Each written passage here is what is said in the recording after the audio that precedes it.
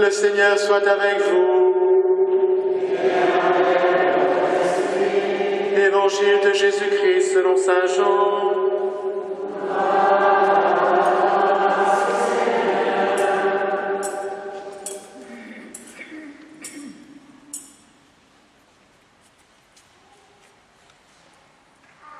En ce temps-là, Pilate appela Jésus et lui dit : « Es-tu le roi des Juifs ?» Jésus lui demanda : « Dis-tu cela de toi-même, ou bien d'autres te l'ont dit à mon sujet ?» Pilate répondit : « Est-ce que je suis juif, moi ? Ta nation et les grands prêtres t'ont livré à moi, qu'as-tu donc fait ?»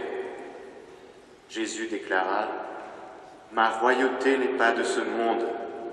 Si ma royauté était de ce monde, j'aurais des gardes qui se seraient battus pour que je ne sois pas livré aux Juifs. En fait, ma royauté n'est pas d'ici. » Pilate lui dit : « Alors tu es roi ?» Jésus répondit : « C'est toi-même qui dis que je suis roi. Moi je suis né, je suis venu dans le monde pour ceci, rendre témoignage à la vérité. Quiconque appartient à la vérité, écoute ma voix. » Acclamons la parole de Dieu.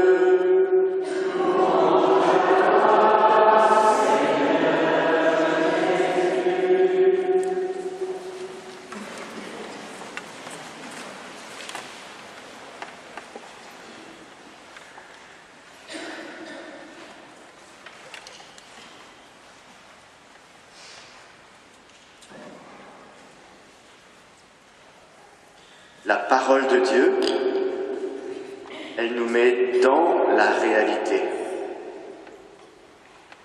Et comme c'est bon pour nous de nous retrouver pour justement entendre ce que Dieu dit. Il y a tellement de choses qu'on entend. Mais la parole de Dieu, elle a une puissance de vie, elle a une efficacité inégalable, elle est capable de nous toucher au plus profond de notre âme, de nous faire vivre, de nous faire avancer, de faire plein de choses que les paroles humaines, lorsqu'elles ne sont pas dans l'Esprit Saint, sont incapables de faire. Alors nous avons proclamé tous ensemble, à travers ce psaume, « Le Seigneur est roi, il s'est vêtu de magnificence, le Seigneur a revêtu sa force, la terre tient bon, inébranlable, dès l'origine ton trône tient bon, depuis toujours tu es. » Voilà ce que nous avons exprimé, c'est l'expression de notre foi. Nous croyons, tous ensemble et de manière personnelle, que le Seigneur Jésus est roi, que Dieu règne, que la terre tient bon, inébranlable, et qu'en ce moment même où nous parlons, le règne de Dieu non seulement est déjà accompli en Jésus, mais qu'il est actif, que Dieu agit dans notre vie personnelle, dans l'histoire de l'Église, dans l'histoire de l'humanité, même lorsque cette histoire semble traversée que par l'horreur. Est-ce que nous sommes capables, frères et sœurs, au milieu de ces atrocités, de proclamer d'un cœur croyant, établi dans la foi, oui, je crois qu'en ce moment, Dieu règne. Vous sentez combien il faut être dégagé de pas mal de choses pour être établi dans la foi, pour que de nos lèvres sorte justement l'expression de ce que notre cœur croit. J'ai cru, c'est pourquoi j'ai parlé, dit l'Écriture.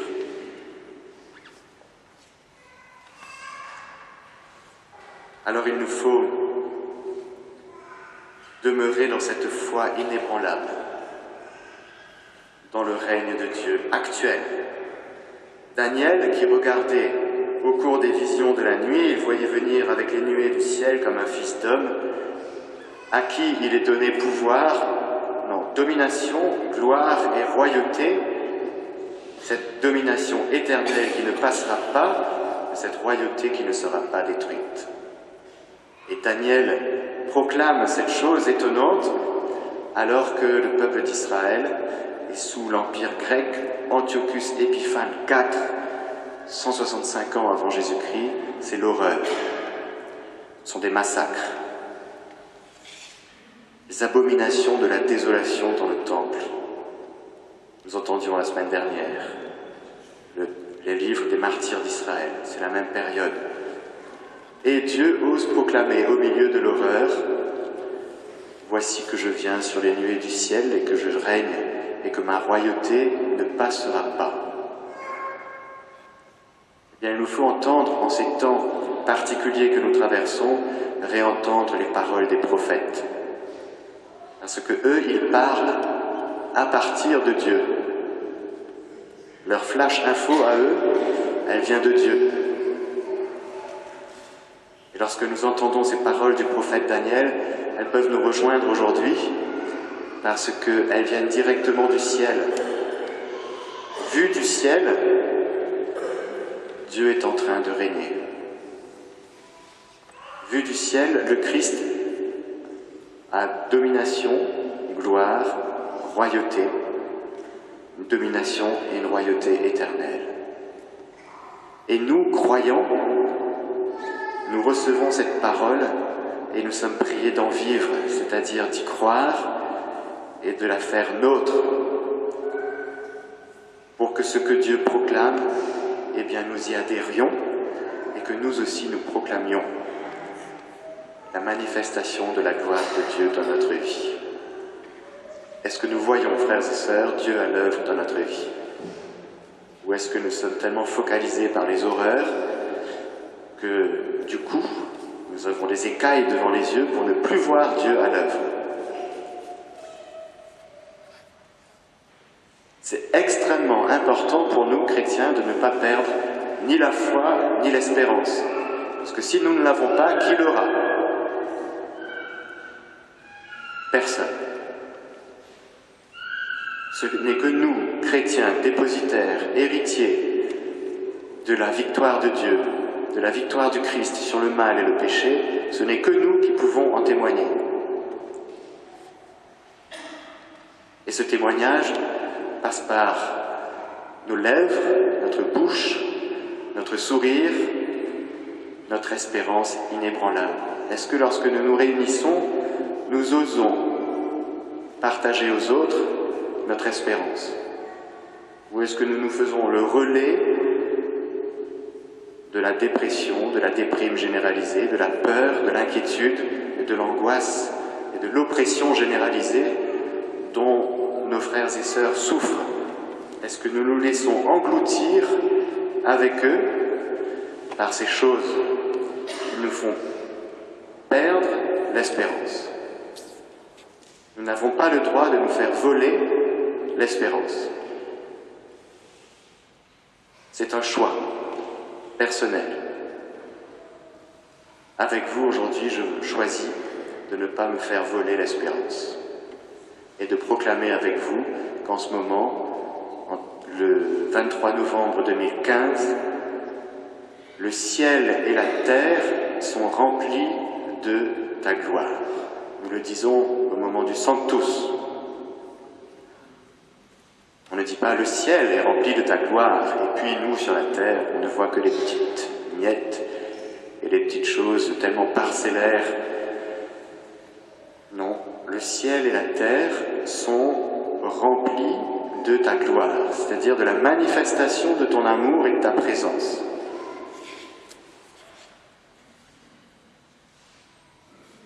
Il ne faut pas que ce Sanctus, frères et sœurs, soit un slogan qui ne soit pas vrai lorsque nous le disons. Lorsque nous disons ces choses dans la liturgie, nous proclamons notre foi. La liturgie est l'expression de ce que nous croyons. Et lorsque nous disons « le ciel et la terre sont remplis de ta gloire », c'est vrai. Alors, nous avons tout pour pouvoir vivre avec la grâce de Dieu. Parce que, je ne sais pas si vous avez été attentifs, le Seigneur Jésus lui-même nous dit dans l'Apocalypse de Saint Jean, à vous, c'est-à-dire à nous, la grâce. Rien que ça, frères et sœurs. À vous, la grâce. Vous avez la grâce. Nous avons la grâce de Dieu pour pouvoir vivre avec lui, par lui et en lui. Et la paix.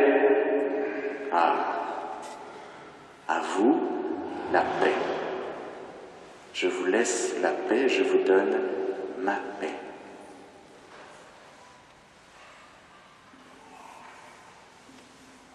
Évidemment, cette paix que le monde ne peut pas donner. La paix, elle ne vient que de Dieu. Et aujourd'hui, à cette messe, Jésus nous donne sa paix. Le grand cadeau du ressuscité. Le grand cadeau de celui qui est vainqueur du péché et de la mort et qui apparaît aux disciples encore enfermés dans leurs peurs et leurs angoisses et leurs inquiétudes, repliés sur eux-mêmes. Jésus ressuscité arrive alors que tout est fermé, la paix soit avec vous. C'est pas « j'espère que vous aurez la paix », c'est « la paix soit avec vous », c'est un subjonctif efficace.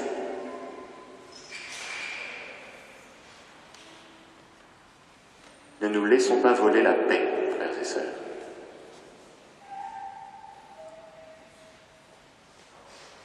Sinon, quel témoignage on va donner? De gens fébriles comme tout le monde? Non, alors que nous avons tout. Nous avons la grâce, nous avons la paix. Celui qui vient de celui qui est premier-né d'entre les morts, c'est-à-dire ressuscité, le prince des rois de la terre.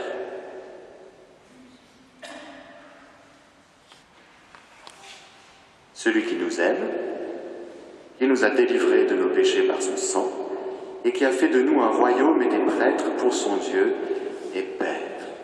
Et c'est le dernier aspect que je voudrais dire.